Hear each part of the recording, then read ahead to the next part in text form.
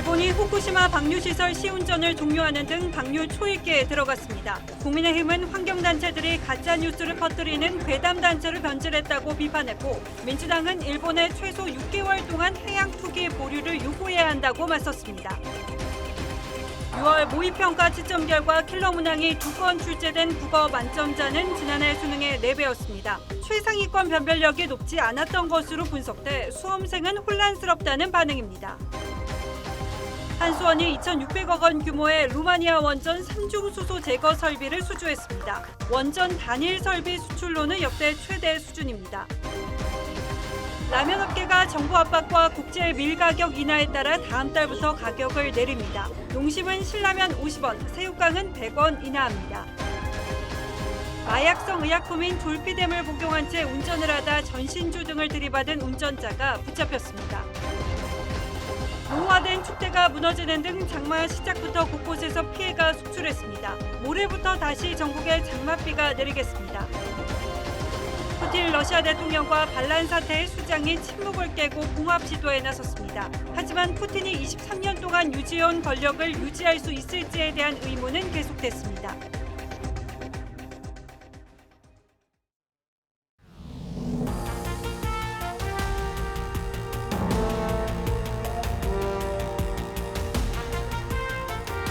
시청자 여러분 안녕하십니까. 뉴스9의 신동욱입니다. 일본 후쿠시마 원전 오염수 방류가 초읽기에 들어갔습니다. 방류시설 공사가 끝난 데 이어 설비를 시운전하는 작업도 마무리돼 최종 점검만 앞두고 있습니다. 오염수 방류에 대한 국제원자력기구의 최종 보고서도 다음 달 초에 공개될 예정이어서 올 여름 방류 가능성이 높아졌고, 이에 따라 국내 정치권의 긴장감도 고조되고 있습니다. 여당은 국제 기준에 따른 방류이니만큼 우리 국민 안전에는 큰 문제가 없다는 입장이지만, 이 문제는 내년 총선을 앞둔 올 하반기 전국의 최대 변수가 될 전망입니다. 먼저 일본 사정부터 알아보겠습니다. 유주연 기자가 보도합니다. 후쿠시마 제1원전 운영사인 도쿄전력이 오늘로써 방류시설 시운전을 마무리했습니다. 해수와 오염수를 섞는 실제 방류에 앞서 지난 2주 동안 방사성 물질이 없는 물을 섞어 설비를 작동해 본 겁니다. 바닷속에 있던 굴착기까지 회수하면서 가장 까다로운 절차로 알려졌던 해저터널 건설도 마무리됐습니다. 이제 마지막 행정 절차로 원자력 규제위원회의 사용 전 검사만 남겨두고 있습니다. 最終的な使用前検査というのはご指摘のようにですね、追水試験、総合的な試験になろうかと思いますし。 국제원자력기구 IAEA 조사단도 곧 오염수 방류 계획을 검증한 최종 보고서를 공개합니다. 아사히 신문은 다음 달 4일 기시다 일본 총리가 라파엘 그로시 IAEA 사무총장과 만나는 일정을 최종 조율하고 있다며 보고서도 이때 공표될 예정이라고 전했습니다. 원전 인근 어민들과 주변 국가들은 여전히 우려를 표하고 있지만 やっぱり魚っていろいろ一箇所にいるわけじゃないんですよね。いろいろ泳いで遠くの方行ったりこっち来たりして、そういった意味でここだけの問題じゃないし、広い範囲の言ってみたら世界中の問題だというふうに思ってます。 사용 전 검사와 IAEA 보고에서 별다른 문제점이 나오지 않으면 기시다 총리는 올여름 방류 시작 일정을 최종 허가할 것으로 보입니다. TV조선 류주현입니다. 예, 다 아시다시피 문제는 친일과 국민 건강이라는 극도로 예민한 두 가지 인화 물질을 동시에 갖고 있습니다. 지금은 민주당이 공격, 국민의힘이 수비하는 입장이지만 자칫하면 민주당 쪽으로 역풍이 불 수도 있습니다. 민주당이 국민 건강이 우려된다며 6개월 방류 보류를 주장하자 국민의힘은 과거 야당이 주장했던 괴담 시리즈를 방패로 꺼내들었습니다. 황병준 기자가 취재했습니다. 2016년 8월 당시 민주당 표창원, 손혜원 의원은 가발을 쓰고 춤까지 추며 사드 배치에 반대했습니다.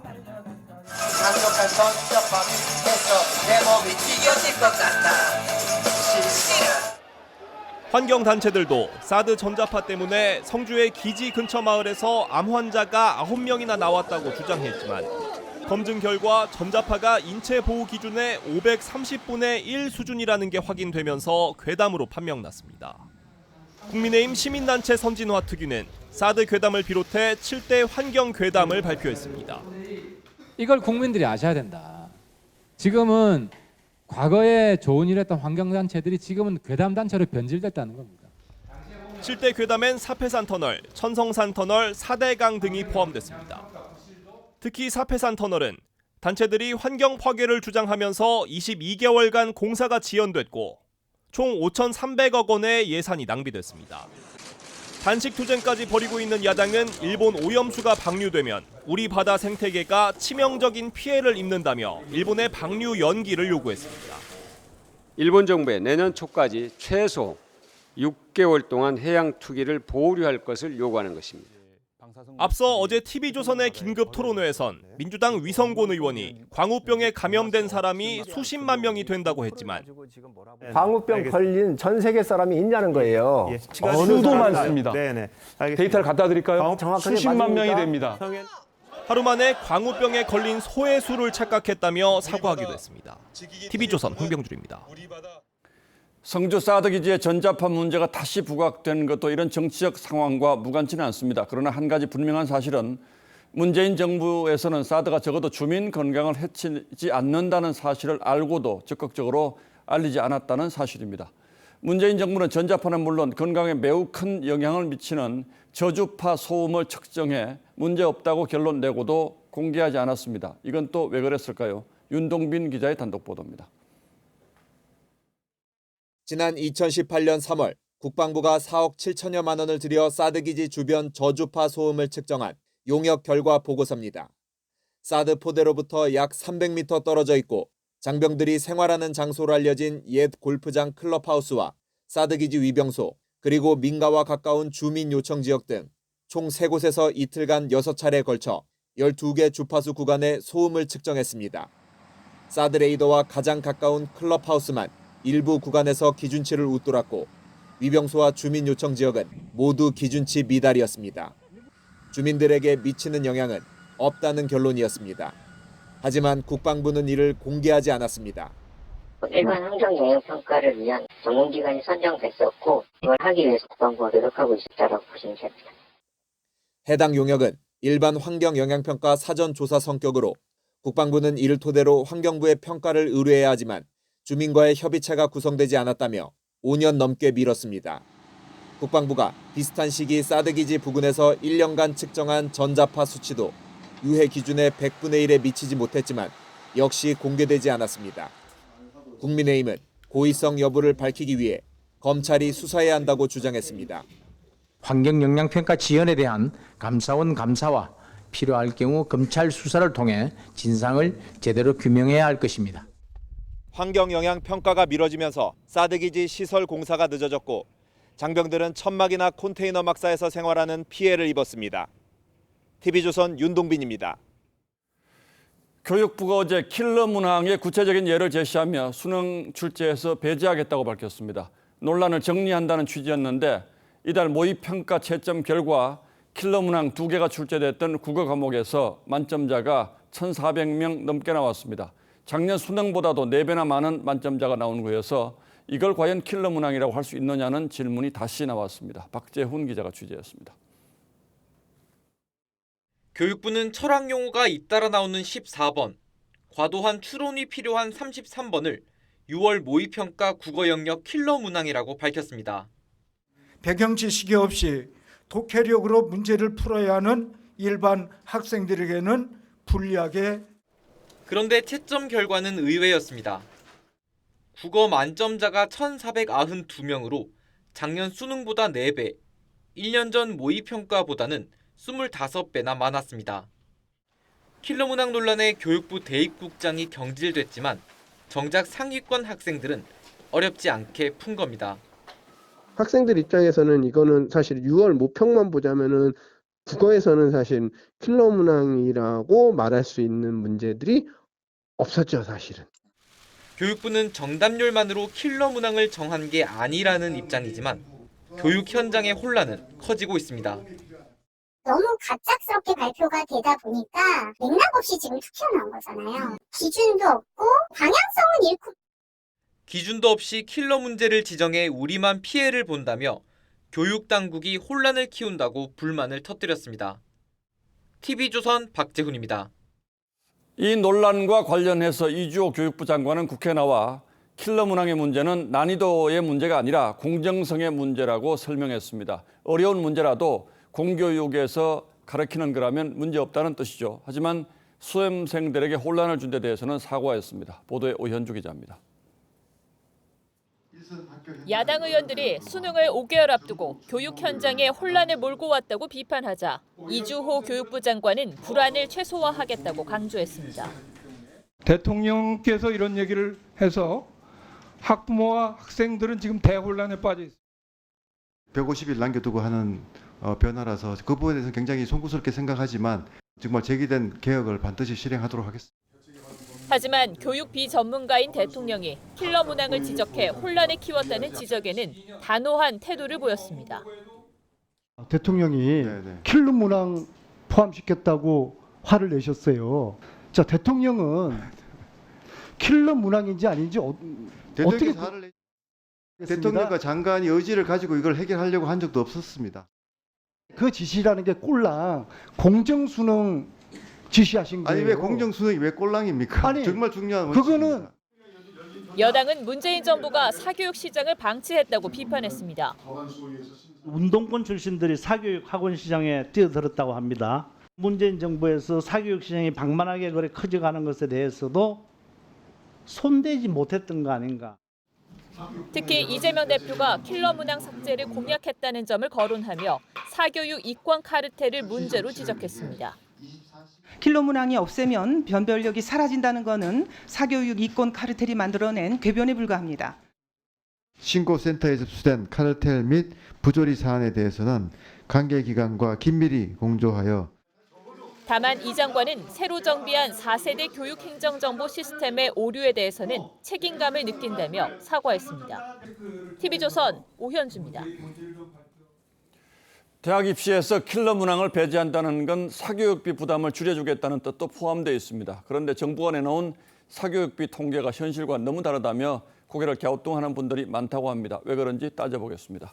자, 홍영 기자, 정부가 발표한 평균 사교육비는 얼마나 됩니까?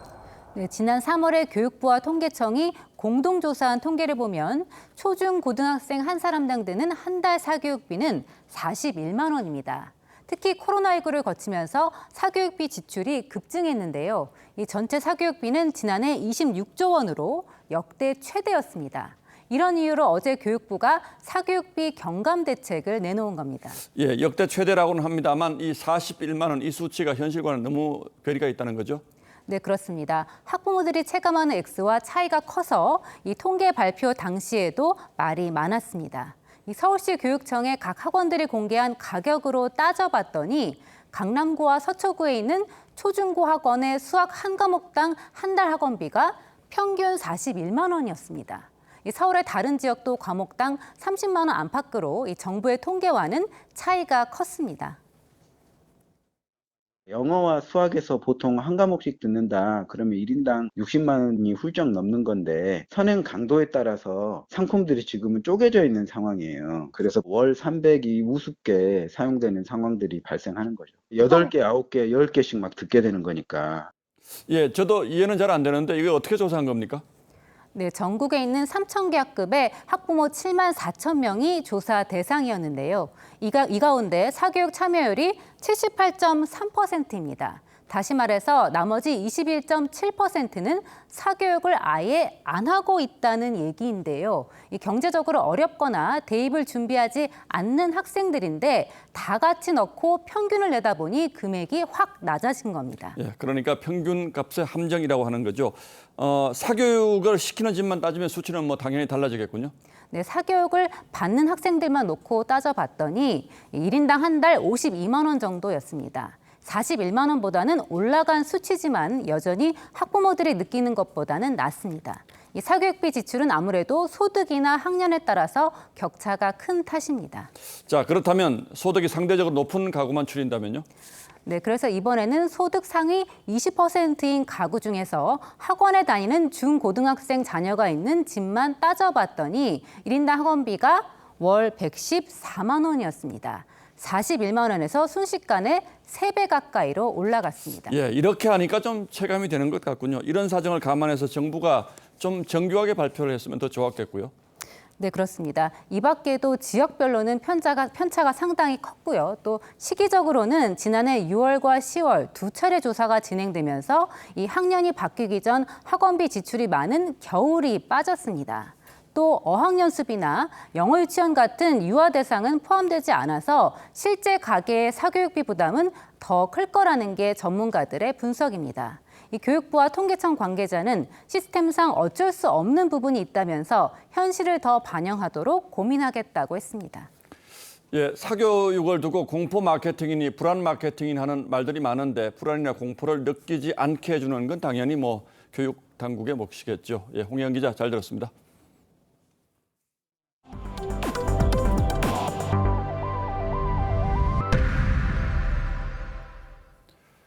한국수력원자력이 루마니아에서 2,600억 원 규모의 원전 설비 사업을 수주했습니다. 단일 설비 수출로는 가장 큰 규모라고 하는데 탈원전 정책으로 위축됐던 우리 원전 수출이 점점 정상 궤도로 올라서고 있다는 신호이기도 합니다. 이번 수출이 어떤 의미가 있는지 장혁수 기자가 설명하겠습니다.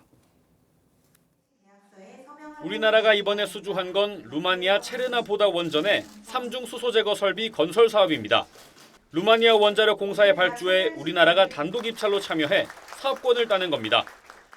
삼중 수소는 원전 계속 운전 시 발생하는 방사성 물질로 한수원은 이 물질을 포집해서 저장하는 안전 설비를 수출할 계획입니다. 루마니아에게는 보다 안전하고 깨끗한 에너지를 공급할 수 있게 되고 우리나라에게는 많은 원전 기자재 업체들에게 수출 일감을 공급하게 될 것입니다. 우리나라는 2027년 8월까지 50개월 동안 설계, 기자재 공급부터 시공과 시운전까지 모두 맡을 예정입니다. 사업 규모는 단일 설비 수출로는 최대인 2,600억 원대. 지난해 우리나라가 루마니아에 수출한 금액 5억 3천만 달러의 38%에 해당합니다. 대략 한 1,000억 원 정도가 우리나라 설비로서 배당이 될 것이다 이렇게 예측하고 있습니다. 지난해 3조 원 규모의 이집트 엘다바 원전 수주에 이어 이번에는 원전 설비 수출 계약까지 맺었다는 데 의미가 있습니다.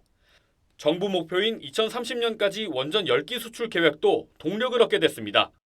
Elemente vor constitui pentru KHMP și pentru industria coreeană un avantaj competitiv. 전 세계에서 기술력을 인정받기 시작한 K원전. 원전 강국을 향한 도전이 본격화되고 있습니다. TV조선 장혁수입니다. 오늘 국무회의에서도 원전 문제가 거론됐습니다. 윤 대통령은 원자력은 우리 산업의 매우 중요한 기반인데 탈원전 정책으로 이 기반이 무너졌다며 문재인 정부를 직설적으로 비판했습니다. 홍현주 기자가 취재했습니다. 윤석열 대통령은 2주 만에 주재한 국무회의에서 지난주 프랑스, 베트남 순방 성과를 언급하며 대한민국 영업사원으로서 펼쳐온 세일즈 외교의 성과가 나타나고 있다고 자평했습니다. 올 상반기에만 165억 달러가 넘는 투자 유치를 기록했고 이것은 역대 최대 규모입니다. 윤 대통령은 비공개 회의에서 전력난으로 공장 가동의 차질을 빚는 외국 사례를 언급하며 우리나라는 박정희 정부 당시 산업 기반이 마련돼 지금의 성장으로 이어졌다는 점을 강조한 것으로 알려졌습니다. 윤 대통령은 특히 우리나라에선 태양광, 풍력만으로는 산업을 유지할 수 없다며 원전을 다 죽여놓으면 산업이 돌아갈 수 있느냐고 말했다고 복수의 회의 참석자가 전했습니다. 우리 산업이 이렇게 국제 경쟁력을 갖고 수출 시장에서 빚을 본 이유는 박 대통령께서 시작한 이 원전 때문에 2021년 기준 삼성전자 등 국내 5대 기업의 전력 사용량은 태양광 등 재생에너지 발전량보다도 많습니다. 윤 대통령은 새 정부 출범 이후에도 산업부가 원전 생태계 복원과 같은 에너지 정책 문제 해결에 소극적이었다고 인식하는 걸로 알려졌습니다. 국무회의에선 윤 대통령 정면에 교체 대상으로 거론되는 이창양 산업부 장관이 자리했습니다. TV조선 홍현주입니다. 푸틴 러시아 대통령이 용병들의 무장 반란 실패 이후에 첫 입장을 냈습니다. 리더십에 금이 갔다는 국내의 평가를 의식한 듯 아무 문제 없다는 점을 여러 차례 강조했습니다. 그럼에도 불구하고 푸틴 대통령이 전과 같이 권력을 유지할 수 있을 것인지에 대한 회의적인 전망이 잇따르고 있습니다. 황정민 기자가 보도합니다. 푸틴 러시아 대통령이 보안기관 책임자들을 소집했습니다. 용병기업 바그너 그룹의 무장 반란이 일단락된 지 이틀 만입니다. 푸틴은 반란을 일으킨 프리고진이 해임을 요구했던 군 수뇌부에 변함없는 지지를 표했습니다.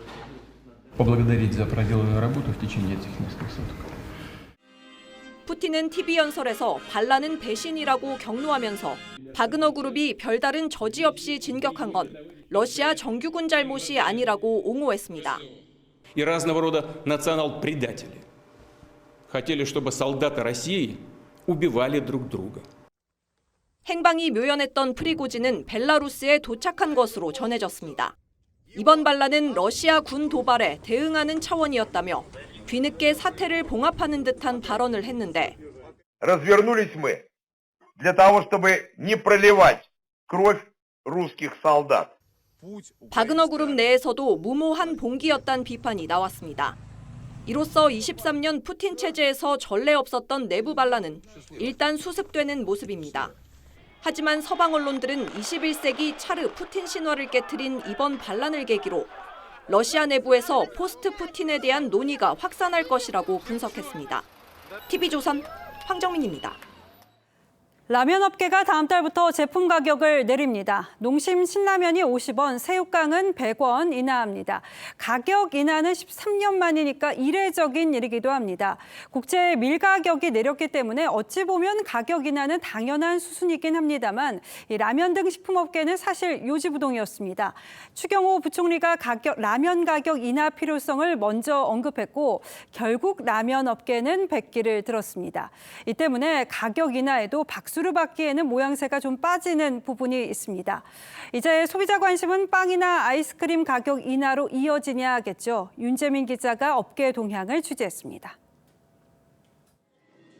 다음 달 1일부터 신라면 한 봉지 가격이 1,000원에서 950원으로 50원 내립니다. 농심이 라면 가격을 내린 건 지난 2010년 이후 13년 만으로 다음 달부터 밀가루 가격이 떨어지는 걸 반영한 조치입니다. 저희가 한 4개에서 5개 회사 제분사와 거래를 하고 있고요. 그 회사들과의 거래상 저희가 평균적으로 5% 이상 되는 걸로. 삼양식품 역시 삼양라면 등 12개 제품 가격을 평균 4.7% 인하한다고 밝혔고 오뚜기 역시 가격 인하를 검토 중입니다.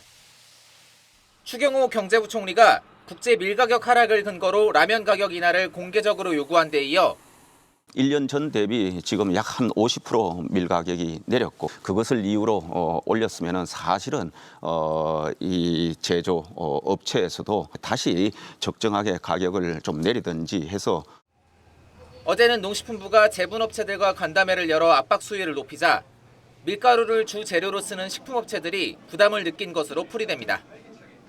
고물가에 지친 소비자들은 가격 인하 소식을 반깁니다. 최근에 너무 많이 올랐기 때문에 사는 게 아무래도 주저됐었어요.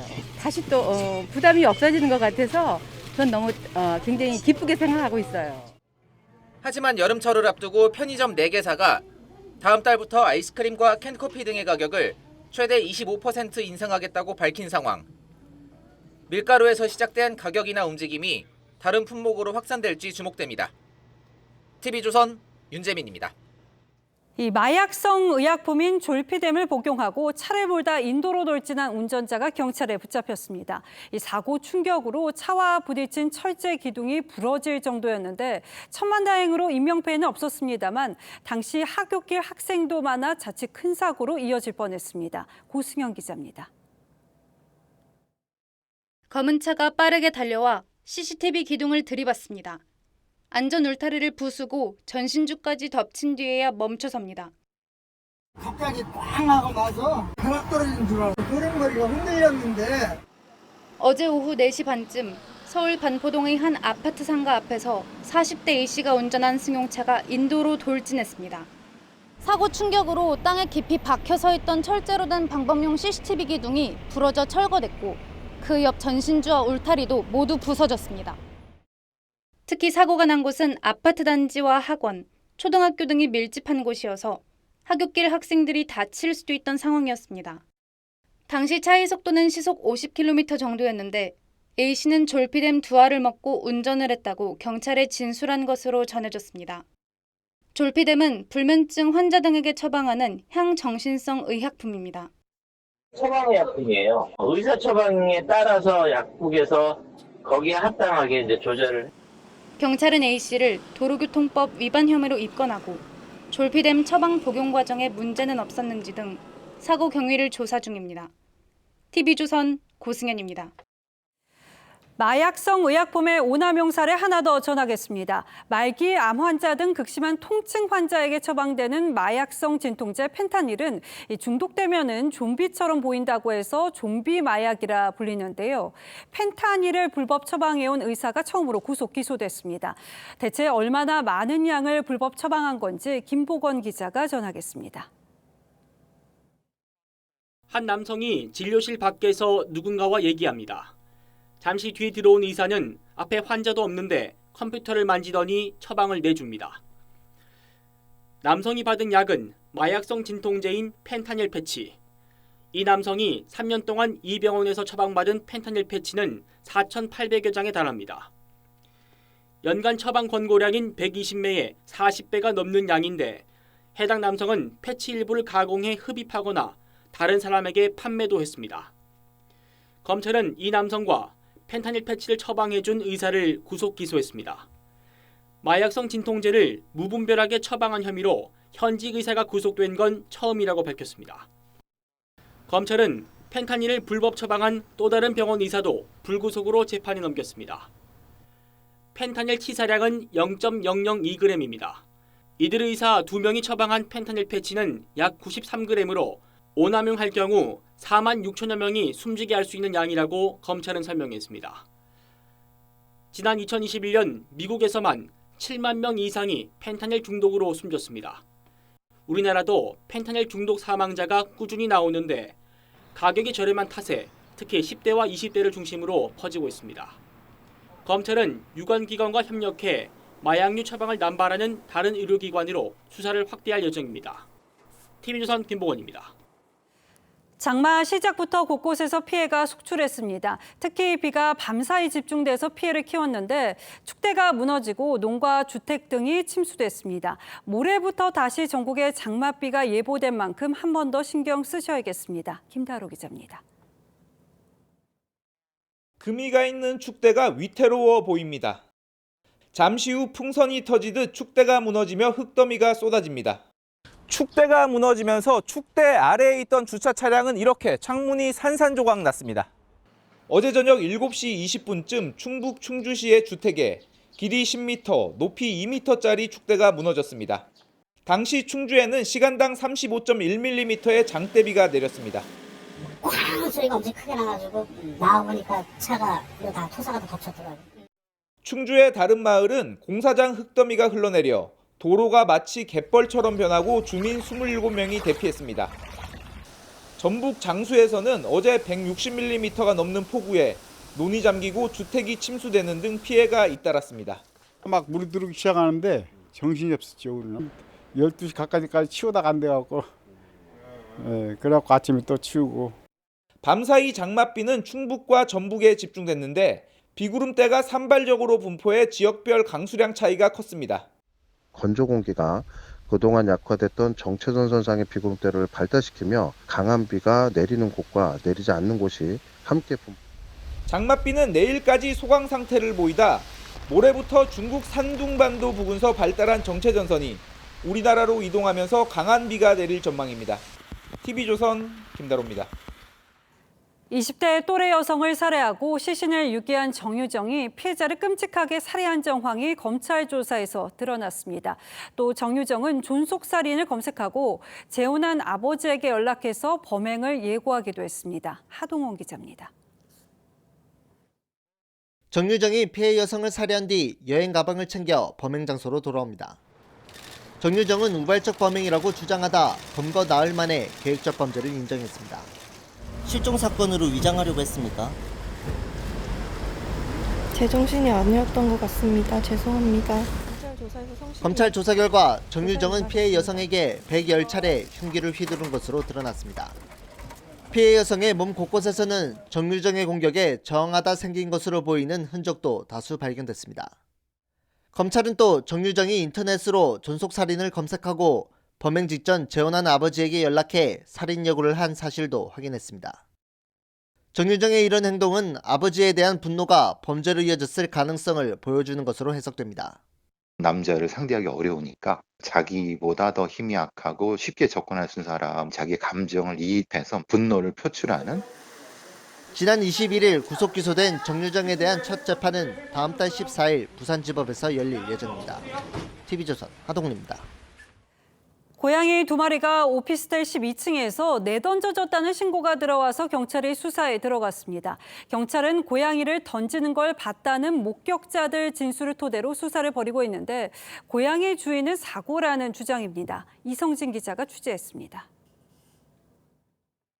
오피스텔 건물 1층 편의점 앞에 있던 여성들이 깜짝 놀랍니다.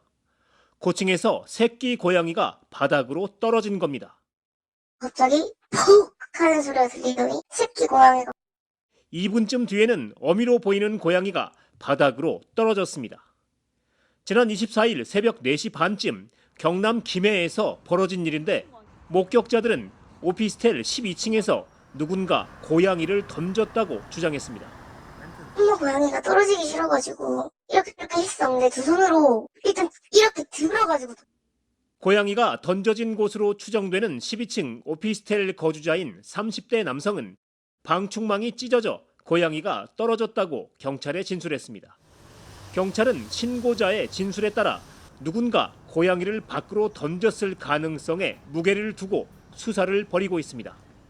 동물보호단체는 동물 학대에 대한 처벌 수위가 낮아 잔혹 행위가 되풀이된다고 주장합니다. 이런 행위를 해도 그냥 법정에서 좀 반성의 얘기를 하거나 하면 실형까지 나오진 않는구나 이런 사회적 메시지를 주고 지난 10년 동안 동물보호법 위반으로 기소된 201명 가운데 82%인 165명이 벌금형을 선고받았습니다. TV조선 이성진입니다. 지난해 말 차량 급발진 의심 사고로 12살 손자가 사망하는 일이 있었죠. 재판에서 차량 사고를 기록하는 장치인 EDR의 신뢰성이 쟁점으로 떠올랐습니다. 운전자인 할머니 측은 EDR의 100% 가속 기록에도 불구하고 실제 차량 속도가 늘지 않았다고 주장했습니다. 즉 차량 결함이라는 건데 제조사 측은 반박했습니다. 이승훈 기자입니다. 횡운과 함께 앞차와 충돌한 차량이 멈추지 않고 다시 속도를 높여 달립니다. 사고 차량의 사고 기록 장치인 EDR에는 운전자가 가속 페달을 100% 유지하고 브레이크를 밟지 않은 것으로 기록돼 있습니다. 오늘 재판에서 원고 측인 숨진 12살 이도영 군의 유족들은 이 EDR 기록을 신뢰할 수 없다고 밝혔습니다. 사고 당시 30초 동안 차량 속도가 더 빨라지지 않았다는 점을 들어 운전자가 가속 페달을 100% 밟은 것이 아니라고 주장했습니다. 왜냐하면 5초 전 110km에 가속 페달을 5초 동안 계속 100%를 밟는다? 그러면 5초 후의 속도는 최소한 140, 150은. 지난 15일 대전지법은 강릉 사고와 유사한 급발진 사고에 대한 재판에서 약 13초 동안 보도블럭과 충돌하는 과정에서 가속 페달을 브레이크로 착각해 계속 밟는 운전자의 과실을 상정하기 어렵다며 기소된 운전자의 무죄를 선고한 바 있습니다. 대전 사건에서 운전자가 과실이 없다라고 결론이 났 부분 때문에 정말 일말의 희망을 가지고 이 재판에 임하고 있습니다. 차량 제조사 측은 EDR 기록은 법에 의한 객관적인 자료라며 원고 측의 주장을 반박했습니다. 재판부는 오늘 차량 급발진 원인 규명을 위해 EDR 분석과 음향 분석 전문 감정인 2명을 선정했습니다. 재판부는 최대 50일이 걸릴 것으로 예상되는 사고 기록 장치와 음향 분석을 마친 뒤 재판을 이어갈 방침입니다. TV조선 이승훈입니다. 저희는 지난 1월 민노총 산하 전국 공무원 노조가 노조 소속 해고자들에게 생계비 명목으로 한 해 70억 원 넘는 돈을 지급하는 과정에서 소득세를 내지 않아 적발됐다는 내용을 전해드린 바 있습니다. 국세청이 이 문제를 규명하기 위해서 전 공로에 대한 세무조사에 착수한 것으로 확인됐습니다. 세무당국이 노조의 세금 탈루에 대해서 세무조사를 하는 건 이번이 처음이어서 그 결과에 귀추가 주목되고 있습니다. 이정현 기자의 단독 보도입니다. 세무당국이 민노총 산하 전국 공무원 노조에 보낸 세무조사 사전통지문입니다. 이달 19일부터 다음 달 8일까지 세무조사에 들어간다는 내용인데 납세 협력 의무 미이행을 사유로 적시했습니다. 전공로가 해직자 100여 명에게 생계비를 지급하면서 의무적으로 원천 징수를 해야 했지만 이행하지 않은 데 따른 겁니다. 전공로는 노조활동으로 해직된 공무원을 복직시키는 법안이 통과됐던 2021년까지 생계비를 지원했지만 세무당국은 제보를 받은 2015년 한 해만 조사해 2020년과 이듬해 소득세만 추징했습니다. 세무당국은 소득세 미신고에 대해 7년치를 조사할 수 있는데 지난 1월 TV조선 보도로 이 사실이 알려지자 나머지 6년치 자료를 제출하라고 통보했고 전공로는 1년치 일부 자료만 제출해 결국 세무조사를 받게 됐습니다. 한 해 70억여 원을 생계지원비로 지급했을 때 원천징수액은 15억가량 돼 세무조사 결과에 따라 가산세까지 60억 원 안팎을 추징당할 수 있습니다. 형사 고발 가능성도 배제할 수 없습니다. 전공로는 TV조선 취재에 드릴 말씀이 없다고만 했습니다. 전공로는 11만 조합원들에게 매월 조합비를 걷는데 정부의 회계자료 제출 요구를 거부한 노동조합 52곳 중 한 곳입니다. TV조선 이정현입니다. 김남국 의원이 국회 윤리심사 자문위에 코인 거래 자료를 제대로 내지 않아서 징계가 보류된 가운데 권익위가 국회의원 전수조사를 위해서 요구한 개인정보 동의서도 제출하지 않은 것으로 저희 취재 결과 확인됐습니다. 민주당을 비롯한 야권 의원 모두가 동의했는데 유독 김 의원만 동의서를 내지 않았다고 합니다. 정민진 기자가 취재했습니다. 민주당 이소영 원내대변인이 지난 14일에 보낸 언론 공지글입니다. 민주당 의원 167명 전원이 권익위원회에 국회의원 가상자산 전수조사에 필요한 개인정보 동의서를 제출했다고 했습니다. 여기엔 정의당, 기본소득당, 시대전환 소속 야권 의원 전원이 동참했는데 민주당 출신 무소속 김남국 의원은 제출을 거부한 겁니다. 김 의원은 국회 윤리심사 자문위원회에서 요구한 코인 거래 내역도 내지 않고 있습니다. 어제 열린 윤리심사 자문위 회의에선 김 의원에 대한 징계가 제명이나 한 달 출석 정지로 압축됐는데 재산 신고 회피나 미공개 정보 이용과 같은 핵심 의혹을 확인하려면 김 의원이 거래 내역 전체를 제출해야 합니다.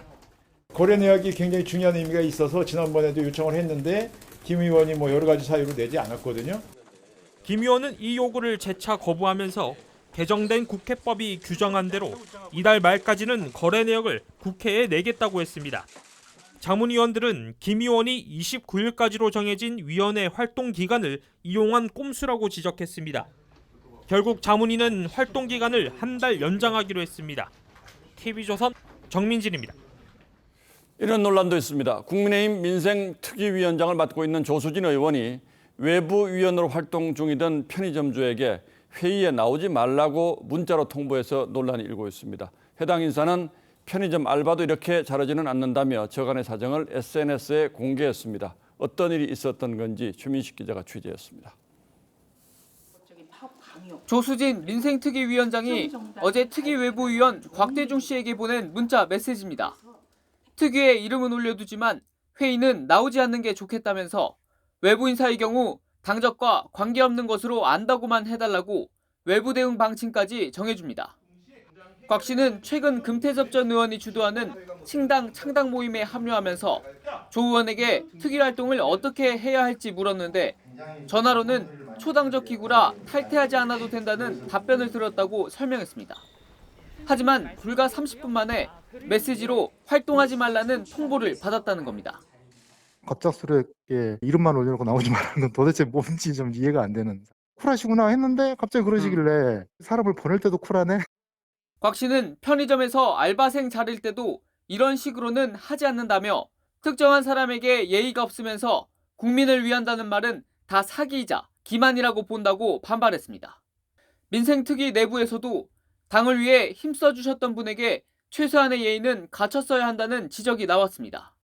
앞서 조 의원은 지난해 자신의 인턴 비서관 A씨의 사직원을 대필로 작성해 중앙노동위원회로부터 부당 해고 판정을 받았고 경찰 수사를 받으면서 당 윤리위에도 제소된 상태입니다. TV조선 최민식입니다. 검찰이 인천 지역에서 400억 원대 대형 전세 사기를 벌인 건축업자에 대해 횡령 혐의를 추가해서 재판에 넘겼습니다.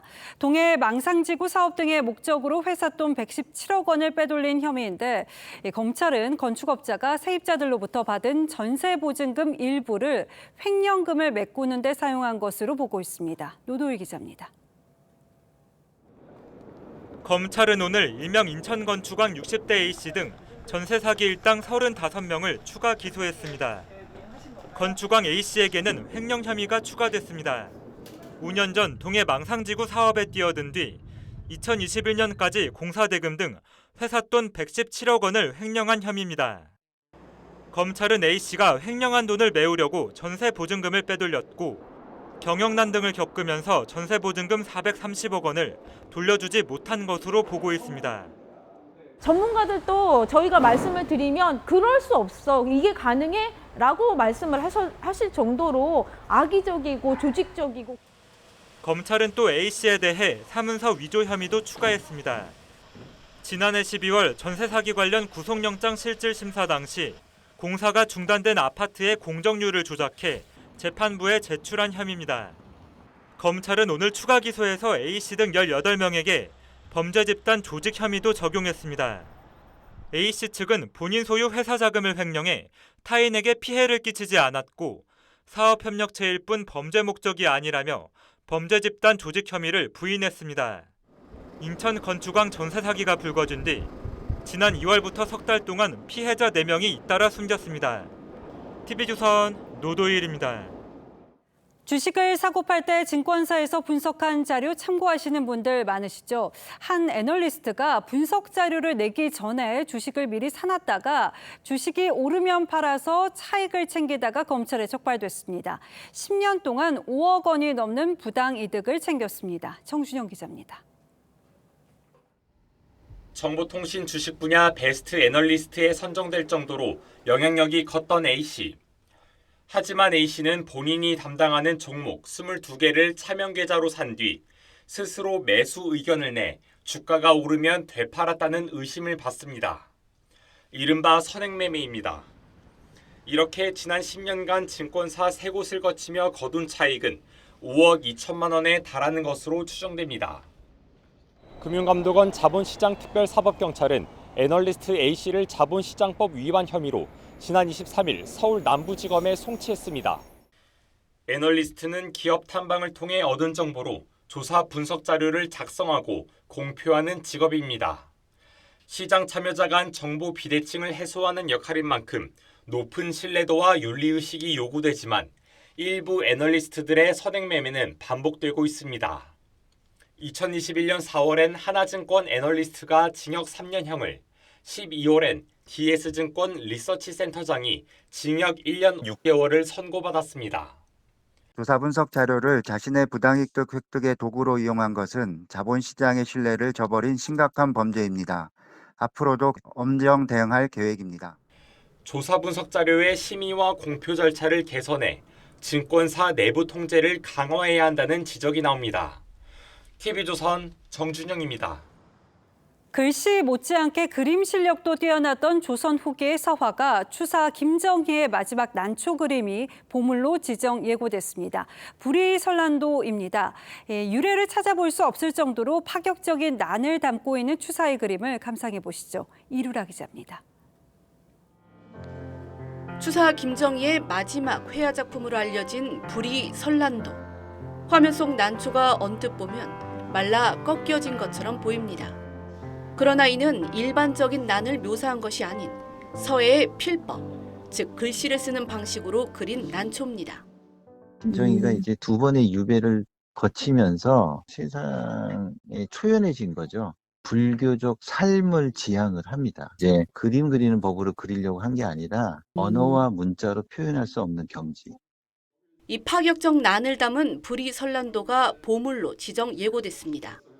개인 소장자가 지난 2018년 국립중앙박물관으로 작품을 기증하면서 지정 논의가 시작됐습니다. 난을 그리게 된 배경도 흥미로운데 추사는 왼쪽 하단에 쓴 글에서 달주은에게 주기 위해 편안하게 붓을 들었다. 이렇게 그리는 것은 오직 한 번만 가능하지 두 번은 불가능하다라며 유일무이한 난 그림이 탄생하게 된 배경을 밝혔습니다. 불이설난도에는 추사의 인장 외 그림에 감상자, 소장자들의 도장이 찍혀 있어 전승 내력도 확인할 수 있습니다. TV조선 이루라입니다. 우리 수영 대표팀은 이번 가을 항저우 아시안게임에서 사상 최대인 금메달 6개를 노리고 있는데요. 이에 앞서 다음 달 세계선수권에서 그 실력을 보여주겠다는 의지입니다. 수영 간판 황선우는 3개 종목에서 금메달에 도전합니다. 성민혁 기자가 진천 선수촌을 다녀왔습니다. 뭉친 근육을 풀고 매트 위에서 스트레칭을 하는 황선우. 킥보드를 잡고 가볍게 예열을 마칩니다. 조금씩 속도를 올리더니 힘차게 턴을 하고 재빠르게 터치패드를 찍습니다. 다음 달 후쿠오카 세계선수권을 앞둔 황선우는 훈련도 실전 같습니다. 다가오는 항저우 아시안게임 목표는 금메달 3개. 세계 랭킹 1위이자 1분 44초 6일로 올 시즌 최고 기록을 보유한 주종목 200m는 이미 가장 앞서 있다는 평가입니다. 제 베스트 기록을 깨는 게 가장 큰 목표인 것 같아요. 황선우는 내친 김에 100m와 단체전인 800m 개영까지 3관왕을 노립니다. 이변이 없는 한 숙명의 라이벌인 중국의 판잔러와는 이 세 종목에서 모두 맞붙습니다. 판잔러는 홈팬들의 열광적인 응원에 더해 올 시즌 1분 44초 65로 턱밑까지 추격했습니다. 엄청난 성장세가 당연히 견제되지만 44초대의 기록을 끊는다고 해서 포디움에 올라갈 수 있는 수준이 아닌 것 같아요. 단거리에서 선수들 기록이 상향 평준화된 만큼 200m에서 1분 43초대를 끊는 게 관건입니다. 금빛 물살을 가르기 위해 본격 담금질에 들어간 황선우. 박태환 이후 13년 만에 아시안게임 시상대 가장 높은 곳을 바라보고 있습니다. 진천에서 TV조선 성민혁입니다.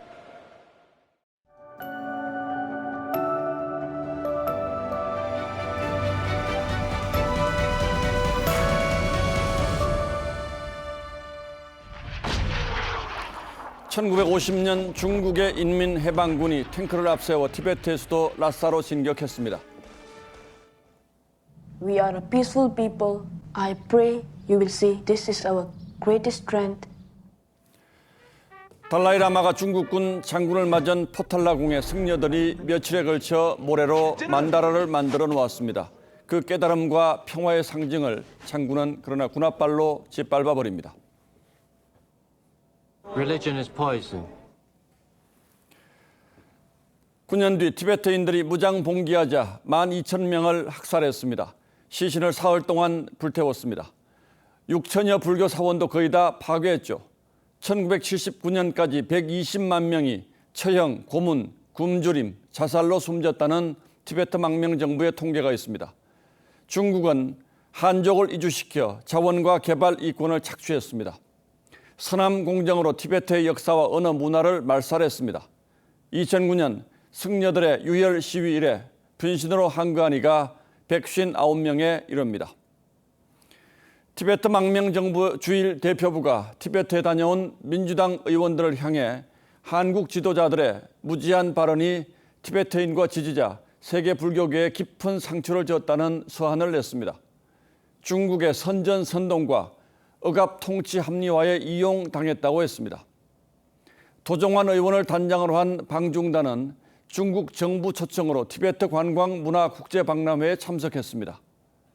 이재명 대표가 중국 대사관제에 찾아가 일장 훈시를 듣고 난 아흘에 뒤였죠.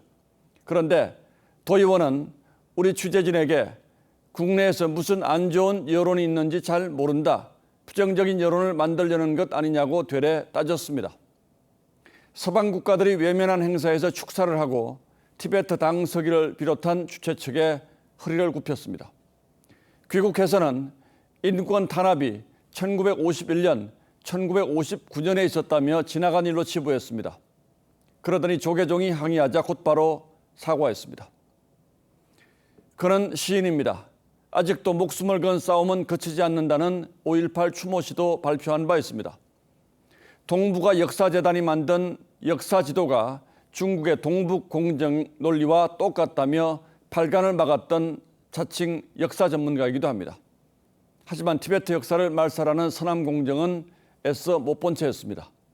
모를 일은 없을 테죠. 중국은 티베트의 인권 문제를 희석시키기 위해서 집요하게 노력합니다. 그런데 우리 야당 의원들이 그 행사에 앞장서 들러리를 섰습니다.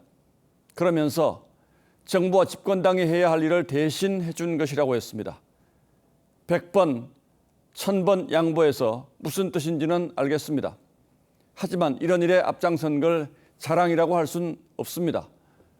더구나 국내에서 거쳐야 할 정쟁을 비행기 타고 외국으로까지 연장했다는 비판을 자인한 것이나 다름없습니다.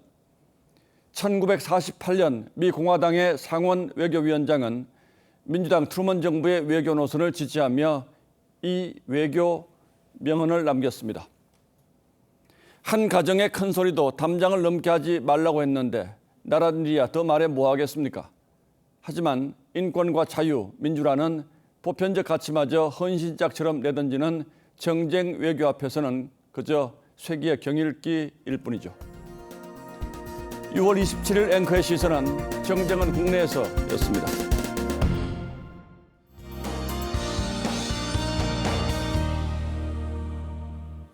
장마전선이 남쪽으로 물러가며 오늘 내륙 곳곳으로는 파란 하늘이 펼쳐졌고요. 영남 내륙을 중심으로는 후텁지근한 날씨가 이어졌습니다.